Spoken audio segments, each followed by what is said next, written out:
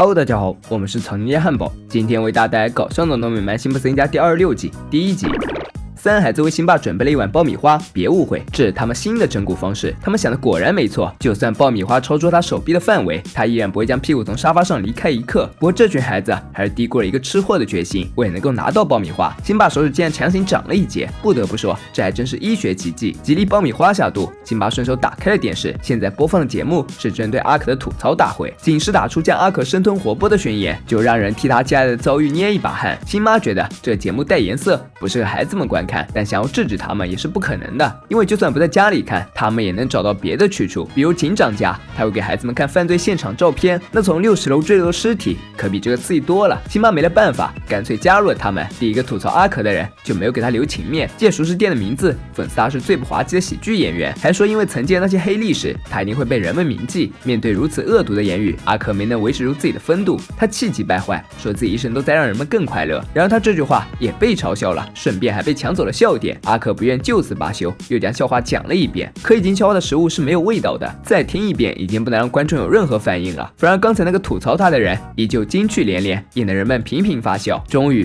最后一个人也吐槽完了，轮到阿可发言。看着提子记的那些话，他突然什么话也不想说了，取消之前准备的搞笑环节。阿可说几句自己的心里话，他本以为今天能和朋友们度过愉快的一夜，现在看来他根本就没有朋友。既然吐槽大环节已经结束了，他要准备马上离开，如此的示弱也没有换来最后的体面。临走之前，他又被戏耍了一番。在看到阿可时，他在为一家商店做宣传，从人们的表情就可以看出，这不是一次成功的表演。得知自己又搞砸了，阿可打算光速逃离现场。这时，小新叫住了他。作为他忠诚的小粉丝，小新是真的关心他的，也为吐槽大会事情难过。在他看来，没有人能诋毁自己的偶像，但他也知道，仅凭自己是无法让阿可振作的。于是建议他去跟自己的父亲聊聊。他觉得阿可的父亲是个拉比，一定有办法让他开心。阿可不认为这个办法可行，毕竟连小新也没法从父亲那里获得快乐。小新说这是不一样的，他的父亲是拉比，而自己的是肉饼。这话刚好就被辛爸给听见了，于是让儿子好好见识一下肉饼的厉害。别无选的阿可还是听了小新的话，去见了父亲，希望能够从他这里获得鼓励和支持。但老父亲却不愿意松口夸赞儿子，一个是拉比，一个是小丑，他们之间仿佛隔着无法逾越的鸿沟。父亲说他一点也不觉得儿子搞笑，比起阿可，他更喜欢另一个拉比，那人可以将极其严肃的东西变得轻松有趣。至于阿可，他的评价只有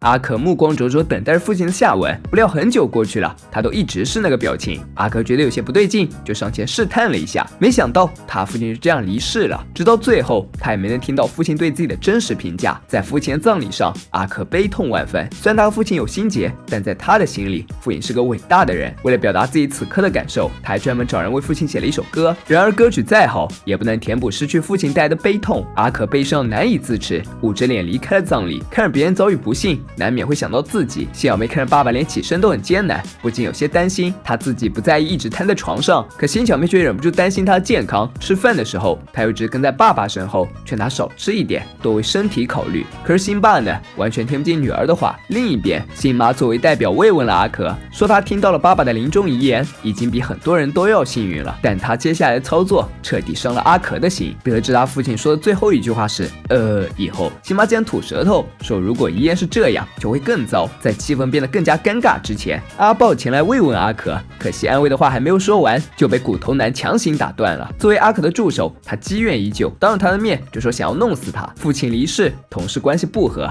阿可找到心理医生为自己诊断。可巧的是，他曾经也是个小丑，所以他能够理解这个行业的艰辛。抛开这个不谈，心理医生问起阿可的父亲，听了医生的话，他渐渐进入了回忆，那是他的少年时代。当时他又特别喜欢和喜剧有关的事物，碍于父亲，他只能将爱好隐藏，但他的小动作早就被父亲看在眼里。就考了他一个问题：燃烧的荆棘丛中，神说了什么？阿可没有看出埃及记，自然是胡编乱造。他说快把火灭了，不是所有荆棘都会说话的。见儿子不以自己的无知为耻，反而为自己讲的笑话高兴，父亲很失望。你还真是胸无大志，只为别人的笑声而活。父亲对他的评价十分准确，阿可一直都在贯彻这句话，哪怕现在躺在诊疗室床上，他依旧控制不住想要说俏皮话。医生知道他就是不敢直面心中的悲伤。几天后，阿克终于回到了孩子们的视野。从前的小丑变得沉默寡言，看着曾经让他引以为傲的动漫，现在看来传递的全都是血腥和暴力。猫父亲被炸得粉碎场景刺激了他的神经，当他看到这样的动漫竟然是由自己一手包办的，阿克感觉自己受到了良心的强烈谴责。为了洗刷身上的耻辱，他当场辞职了。小心阿克的辞职也算是春田镇的大事儿。肯特邀请了评论家点评他的职业生涯，这位评论家也是阿克众多仇家中的一个。阿克给他取了难听的外号，再加上他确实也没有做过什么贡献，所以评论家直接给他人生打上差评。被说差劲谁也不好受，更何况是被否认了整个人生。但阿克还是安慰自己，至少他现在还有大把的时间。此时的辛普森家也并不平静。小妹发现爸爸睡着后会有长达5分钟的时间停止呼吸，她想要跟着爸爸妈妈一起睡，方便照顾他，但医生已经给了帮助呼吸的设备，所以辛妈觉得女儿不必过于担心，她的顾虑并不是多余的。那件设备根本就不能一劳永逸。通过卧室监视器，辛小妹看到了手忙脚乱的妈妈，也看到了呼吸依旧很困难的爸爸。从前阿可总没有时间陪伴父亲，现在他辞职了，父亲却已经离世了。为了让阿可不再沉湎于悲伤，小新决定让他看完自己出演的所有剧集，好让他明白自己在喜剧方面是开创性人物。然而通看了一遍，他才发现自己确实就如别人评价的那样没用，一个梗能够翻来覆去用上几10遍。他现在才知道为什么自己的摄影师后来都得了创伤后心理障碍，能够解救他的